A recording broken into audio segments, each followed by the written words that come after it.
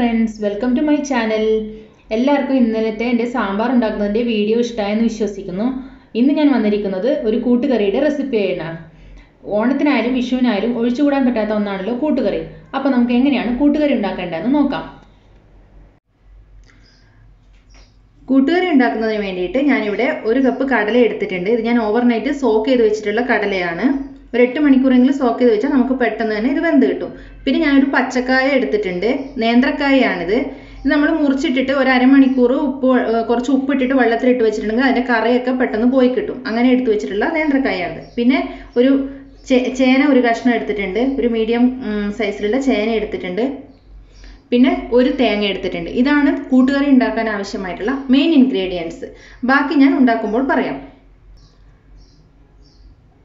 അപ്പോൾ കൂട്ടുകറി ഉണ്ടാക്കുന്നതിന് വേണ്ടിയിട്ട് നമ്മൾ ആദ്യം ഈ കഴുകി വെച്ച കടലാണ് കുക്കറിലിട്ടിട്ട് ഒരു 4 വിസിലെങ്കിലും അടുപ്പിക്കണം. ഇതിനകത്തോട്ട് ഞാനൊരു 1/4 ടീസ്പൂൺ മഞ്ഞൾപ്പൊടി ഇട്ട് കൊടുക്കുന്നുണ്ട്. പിന്നെ കുറച്ച് ഉപ്പ് ഇട്ട് കൊടുക്കുന്നുണ്ട്. ആവശ്യത്തിന് വെള്ളം, ഒരുപാട് വെള്ളം ചേർക്കണ്ട. ഇത്രയും വെള്ളം ചേർത്തിട്ട് നമുക്കിതൊരു 4 വിസിൽ അടുപ്പിക്കാം മീഡിയം ഫ്ലെയിമിൽ. കടല വേവുന്ന സമയം കൊണ്ട് നമുക്ക് ഈ പച്ചക്കായയും ചേനയും കൂടെ ഒന്ന് വേവിച്ചെടുക്കാം. പച്ചക്കായ തൊലി കളയേണ്ട ആവശ്യമില്ല. നേന്ത്രക്കായയുടെ ഈ പച്ചക്കായയും ചേനയും കൂടെ ഒന്ന് അടുപ്പത്തിട്ട് വേവിക്കണം. ഇത് നമുക്ക് 2 രീതിയിൽ ചെയ്യാം. ഒന്നുകിൽ കുക്കറിൽ 4 വിസിലടിച്ചിട്ട് കുക്കർ തണുത്തിട്ടാകുമ്പം ഈ കായും പച്ചക്കായും കൂടെ അതിനകത്തോട്ടിട്ട് ഒറ്റ വിസിലടുപ്പിച്ചാൽ മതി. അല്ലെങ്കിൽ അത് വേവുന്ന സമയം കൊണ്ട് നമുക്ക് വേറൊരു പാത്രത്തിൽ ചേനയും കായും കൂടെ വേവിച്ചെടുക്കാം. അപ്പം ഞാൻ ഇതിനകത്തോട്ട് ഒരു 1/4 ടീസ്പൂൺ മഞ്ഞൾപ്പൊടി ഇടുകയാണ്.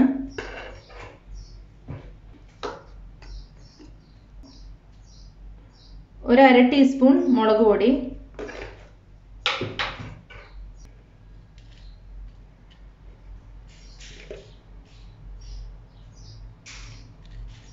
ഒരു ടീസ്പൂൺ കുരുമുളക് പൊടി, പിന്നെ ആവശ്യത്തിനുള്ള ഉപ്പ്. ഞാനിപ്പോൾ ഒരു അര ടീസ്പൂൺ ഇട്ടിട്ടുള്ളൂ. നേരത്തെ കടലയുടെ കൂടെ ഇട്ടിട്ടുണ്ടായിരുന്നു. എന്നിട്ട് നമുക്ക് വളരെ കുറച്ച് വെള്ളം ഒഴിച്ചു കൊടുക്കാം. ഒരുപാട് വെള്ളം ഒഴിക്കാൻ പാടില്ല, കാരണം കൂട്ടുകറി എപ്പോഴും തിക്കായിട്ടാണ് ഉണ്ടാവും. കുറച്ച് വെള്ളം ഒഴിച്ചു കൊടുത്തിട്ടുണ്ട്. ഇനി നമുക്കിതൊന്ന് വേവിച്ചെടുക്കാം. അപ്പോൾ കടലയും ചേനയും കായൊക്കെ വേവുന്ന സമയം കൊണ്ട് നമുക്ക് ഇതിനുള്ള തേങ്ങ അരച്ചെടുക്കാം. ഞാനിവിടെ ടോട്ടല് ഒരു തേങ്ങയാണ് എടുത്തിരിക്കുന്നത്. ഒരു തേങ്ങ ചിരകിയതാണിത്. അതിനകത്ത് നിന്ന് ഞാനൊരു 6 സ്പൂൺ തേങ്ങ ഇതിനകത്തോട്ട് ഇടുകയാണ്.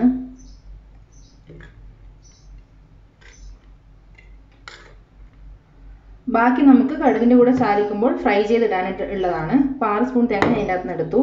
ഇനി നമുക്കിത് കുറച്ച് ജീരകം കൂടി ഇട്ടിട്ട് അരച്ചെടുക്കണം.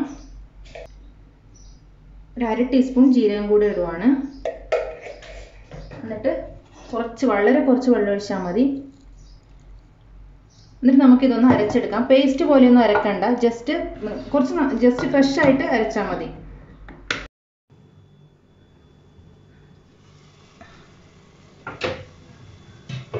അപ്പം നമ്മുടെ ചേനയും കായും നന്നായിട്ട് വെന്തിട്ടുണ്ട്. വെള്ളമൊക്കെ വറ്റിയിട്ടുണ്ട് നന്നായിട്ട്. ഇനി നമുക്ക് ഇതിനകത്തോട്ട് ഈ കടല ഇട്ട് കൊടുക്കണം. അപ്പം ഞാൻ ഇടയ്ക്ക് തുറന്നിട്ട് കറിവേപ്പില ഇട്ട് കൊടുത്തിട്ടുണ്ടായിരുന്നു. കറിവേപ്പിലയും കുറച്ച് ഉപ്പും കൂടെ ഇട്ട് കൊടുത്തിട്ടുണ്ടായിരുന്നു. അപ്പോൾ പുഴുങ്ങി വെച്ച കടല ഞാൻ അതിനകത്തോട്ട് ഇട്ട് കൊടുത്തു. കണ്ടോ, കടലയുടെ വെള്ളം മാത്രമേ ഇപ്പോൾ ഉള്ളൂ. മറ്റേതിൻ്റെ വെള്ളം ഓൾമോസ്റ്റ് വറ്റിയിട്ടുണ്ടായിരുന്നു. നന്നായിട്ട് വെന്തിട്ടുണ്ട്. കഷ്ണങ്ങളൊന്നും ഉടഞ്ഞിട്ടുമില്ല. ഇനി ഞാൻ ഇതിനകത്തോട്ട് അരച്ച് വെച്ചിരിക്കുന്ന തേങ്ങ ചേർക്കുവാണ്.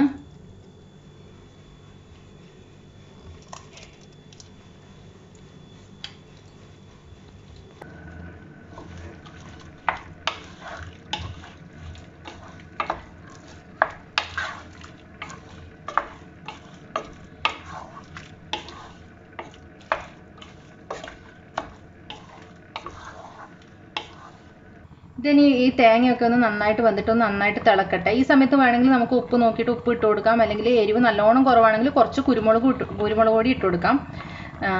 മുളക് പൊടി ഇടാൻ പാടില്ല. കുരുമുളക് പൊടി വേണമെങ്കിൽ നമുക്ക് കുറച്ചുകൂടെ ഈ സമയത്ത് ഇട്ട് കൊടുക്കാം.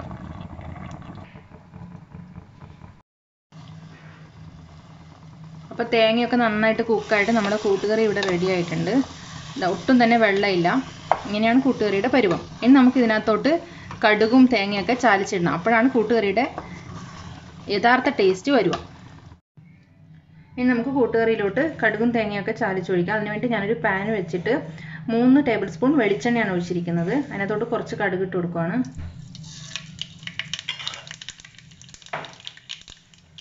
കടുക് പൊട്ടിക്കഴിഞ്ഞപ്പോൾ നമുക്കൊരു 4 വറ്റൽമുളക് ഇട്ട് കൊടുക്കാം. കുറച്ച് കറിവേപ്പില.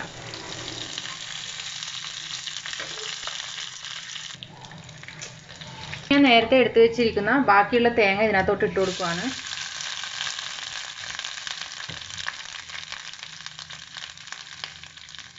നന്നായിട്ട് ഫ്രൈ ചെയ്തെടുക്കണം തേങ്ങ.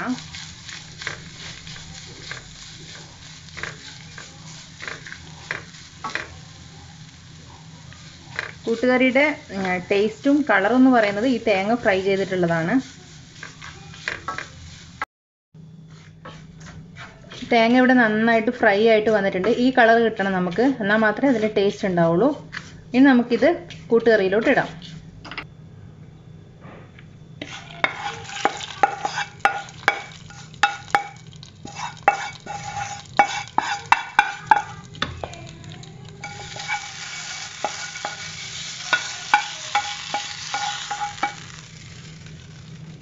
നമുക്കിത് നന്നായിട്ടൊന്ന് ഇളക്കി കൊടുക്കാം.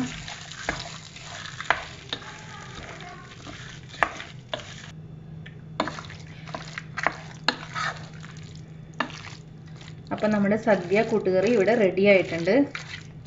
ഒട്ടും തന്നെ വെള്ളമില്ല, നല്ല അടിപൊളി ടേസ്റ്റി ആയിട്ടുള്ള കൂട്ടുകറി ഇവിടെ റെഡിയായി. അപ്പം നമ്മുടെ അടിപൊളി ടേസ്റ്റി ആയിട്ടുള്ള കൂട്ടുകറി ഇവിടെ റെഡി ആയിട്ടുണ്ട്. എല്ലാവരും ട്രൈ ചെയ്ത് നോക്കണം, അഭിപ്രായങ്ങൾ അറിയിക്കണം. എല്ലാവർക്കും എൻ്റെ വീഡിയോ ഇഷ്ടമാണെന്ന് വിശ്വസിക്കുന്നു. ഇഷ്ടമാണെന്നുണ്ടെങ്കിൽ please like, share and subscribe. Thank U.